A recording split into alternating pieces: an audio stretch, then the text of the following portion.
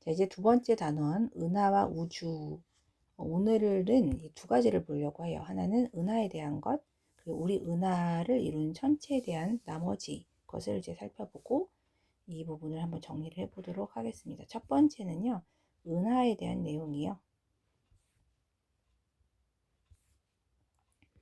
그래서 태양계를 포함한 우리 은하라고 제목이 되어 있고요. 이제 우리 은하라고 하는 건 우리 태양계가 포함되어 있습니다. 이 은하에는 수천억 개의 별들이 모여 있고요. 그 중에 하나가 태양이라는 것이죠. 그래서 이제 이 은하 중에서도 우리가 이제 포함된 은하를 우리가 우리 은하라고 부르네요. 그죠? 우리 은하에는 약 2천억 개의 별들이 포함이 되어 있습니다. 우리 은하의 모양을 이제 우리가 사실 우리 은하 바깥을 벗어나 본 적이 없기 때문에 우리가 가지고 있는 여러 가지 정보들을 활용해서 우리 은하가 어떻게 생겼을까를 추정한 그림이에요. 살펴보면요, 우리 은하는 중심에 이렇게 막대형이 있고, 그리고 이제 나선 팔이 이렇게 있습니다.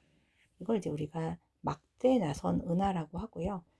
나중에 이제 은하 분류는 우리가 수업 시간에 같이 해보도록 할게요.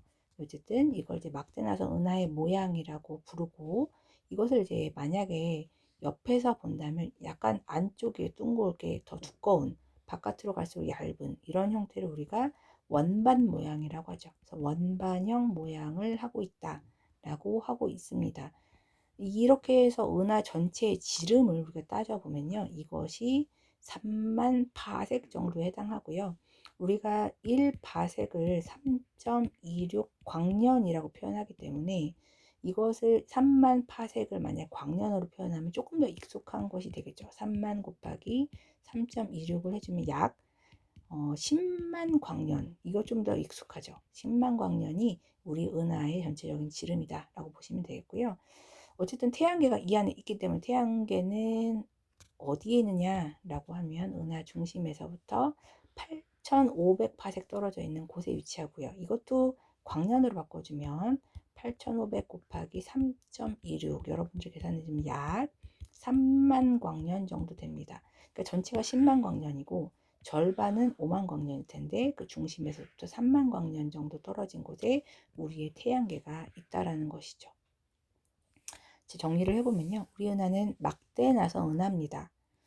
중심에 막대 끝에 소용돌이 치는 나선 모양의 팔이 있다라는 것이고, 옆에서 보면 원반형이다 이렇게 되어 있고요.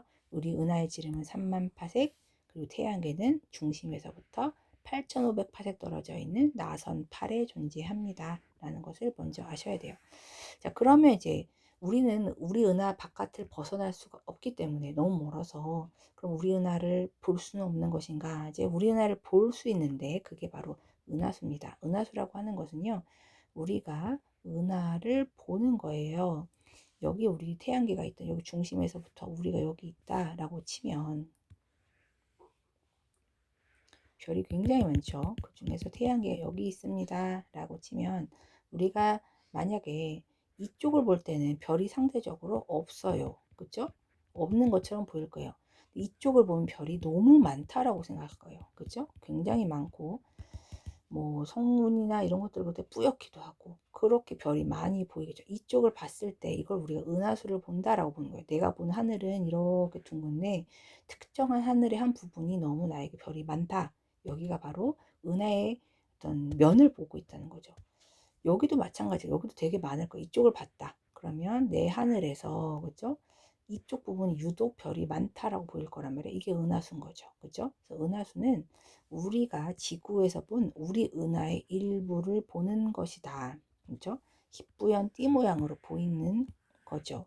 근데 이제 특히 이 별이 많은 쪽, 이렇게 많아 보이는 여기가 언제냐면 보통 이 지구가 밤에 봤을 때, 여기를 봤을 때가 보통 여름이란 말이에요. 그래서 여름에 은하수가 굉장히 두껍고요. 그리고 이쪽을 보면 이제 6개월 후겠죠. 그래서 겨울에 은하수가 좀 얇게 보이는 그런 특성이 보일 겁니다. 그래서 이런 특성들까지 이제 보면 여러분들이 우리 은하를 이제 우리 지구에서도 나름대로 파악할 수 있는, 볼 수 있는 그런 어떤 힌트가 될 수가 있겠죠. 자, 스스로 확인하기. 우리 은하는 위에서 보면 막대나선, 옆으로 보면 원반형이다. 우리 은하의 지름은 약 3만 파섹이다. 여러분들의 익숙한 표현으로 하면 10만 광년이다. 이것도 같이 좀 봐두시면 좋을 것 같아요. 태양계가 만약에 우리나라의 중심에 있다. 그러면 어떻게 볼까요? 여기 있어요. 그러면 하늘을 보면 하늘을 우리한테 보기에는 천구라는 표현을 쓸 정도로 동그랗게 보이는데 하늘에 어디를 봐도 별이 너무 많겠죠. 그래서 모든 방향에 별이 뿌옇게 보일 것이고 그래도 그 중에 더 많은 데는 어디냐면 은하의 나선 8쪽을 볼 때 여기가 더 뿌옇게 보이겠죠. 더욱 뿌옇다. 너무 별이 많다. 이거죠. 이렇게 보일 것이다 라는 것도 우리가 예측을 해볼 수가 있겠습니다. 자, 넘어가 볼까요? 자, 우리 은하를 구성하는 우리 뭐가 있을까? 아까도 봤지만 우리 은하에만 2천억 개의 별이 있다라고 했고요. 그럼 이제 별만 볼 수 있느냐? 그건 아니고 이제 별들도 여러 좀 독특하게 모여 있기도 하고 좀 듬성듬성 있기도 하고 그럴 거란 말이에요. 그래서 별들이 어떻게 모여 있느냐에 따라서 성단이라고 하는 독특한 천체를 관찰할 수가 있고요. 그리고 별과 별 사이에는 별이 아닌 물질들이 있을 수 있어요. 누가 있을 수 있냐면 수소나 헬륨이나 이런 가스들, 그리고 이제 먼지들, 티끌들이 있는데 이런 걸 보통 별과 별 사이에 있다. 성간 물질이라고 한단 말이에요. 이 성간 물질들이 모여 있으면 나름대로 별빛을 약간 변형시킵니다. 그래서 뭔가 이제 구름처럼 웅게웅게 보이는 그런 독특한 성운이라고 하는 정체를 만들죠. 그래서 이 은하에 있는 성단, 성운이라고 한 천체를 이제 마지막 단원에서 정리를 하는 거예요. 일단 볼까요? 일단은 성단과 성운을 한번 구별을 해볼게요. 성단이란 별의 모임입니다. 이름 자체가 별의 모임, 집단이죠. 별이 어떻게 모여 있느냐에 따라서 나뉘는데 첫 번째 산계성단, 두 번째 구상성단으로 구분을 합니다. 여러분들이랑 이 산계성단, 구상성단은 잘 구별하실 수가 있어야 하는데 일단 표를 하나 그려볼게요. 자, 그래서 여기는 산계성단, 그리고 여기는 구상성단이라고 생각해보고 한번 보면 일단 이게 왜 구분이 됐냐면 모양으로 구분이 된 겁니다. 구상성단은 공 모양이란 뜻이죠. 그죠? 산계성단은 흩뿌릴 산이니까 엉성하게 뿌려져 있는 듯한 모양입니다. 그죠? 그리고 이 안에는 무엇이 있느냐? 별들의 이제 수가 정리가 되어 있는데 별의 수, 구상선화 공처럼 단단하게 뭉치게 굉장히 많고요. 별이 많아요. 많다라고 하는 것은 수만 개에서 수십만 개 굉장히 많고요. 산계성단은 적으면 열 몇 개에서부터 수만 개의 별이니까 별수가 적다 이렇게 볼 수가 있겠죠. 자, 구성하는 별의 나이도 좀 다른데요. 별의 나이는 구상성단은 굉장히 나이가 많은 별이 있고요. 산계성단은 어린 별이 있죠. 여기는 늙은이라고 써볼까요? 자, 그렇기 때문에 이제 별의 색깔도 생각해 볼 수 있는데 당연히 이제 나이 많은 별들은 에너지 수준이 좀 떨어지니까 붉은 계통이 많을 거예요. 그렇죠? 근데 이제 어린 별들은 에너지가 많으니까 푸른 별들이 많이 있을 것이다. 그죠? 그리고 나서 얘네들이 어디에 있느냐 위치를 보면 산계성단은 상대적으로 은하의 나선 8 쪽에 많이 있고요. 구상성단은 은하의 중심 많이 있습니다. 이렇게 정리가 되는데요. 이것을 이제 보통 사진으로 보면 이게 이제 구상성단이고요. M이라고 하는 건 메시에의 약자고요. 굉장히 별이 이제 모든 게 다 이름이 달릴 수는 없잖아요. 리겔, 뭐 아크투, 뭐 리겔, 뭐 베텔구스 이런 이름들을 다 달아줄 수 없기 때문에 목록으로 만든 거여서 메시에 1번, 2번, 3번 얘는 메시에 목록에서 22번에 있는 독특한 모습인데 얘가 이제 대표적인 공 모양을 뭉쳐진 구상성단이고 붉은색 계열의 별들이 많이 있네요. 그죠? 얘가 이제 산계성단이고요. 이게 이제 쫌생이 별이 이제 이것이 성단입니다. 푸른색 계열로 되어 있는데 별이 아까보다 훨씬 더 듬성듬성 있고, 그죠? 별 수도 좀 적고 그런 형태가 보이네요.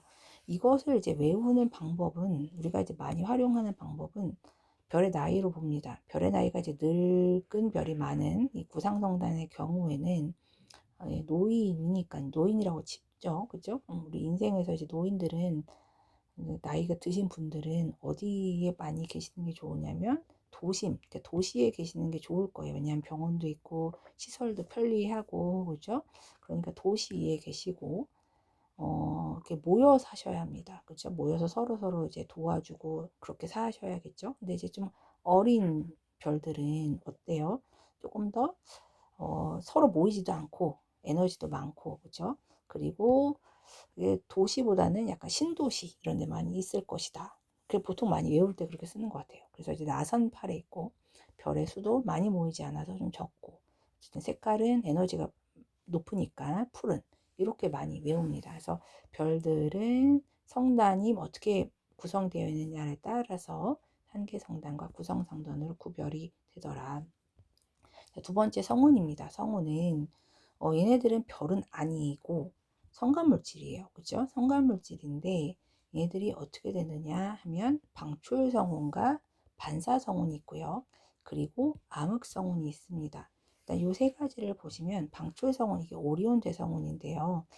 얘는 어떤 애냐면 주변에 별빛을 흡수해서 가열되면 스스로 빛을 내는 겁니다. 그러니까 주변에 별이 있었고 이건 성간 물질은 별이 아니잖아요. 가스니까. 근데 이 별빛을 흡수를 했어요. 그리고 먹고 토한 거예요. 방출을 해요.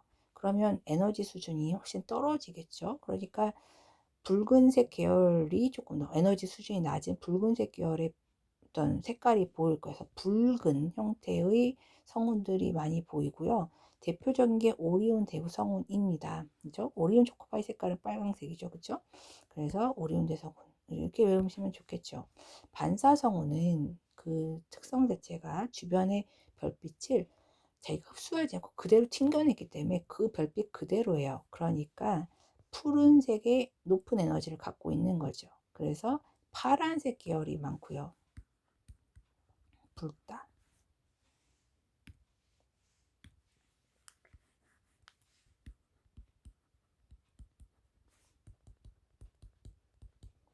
그리고 대표적인 것이 이 마기알몸 성운입니다. 얘도 오리온자리 근처에 있고요.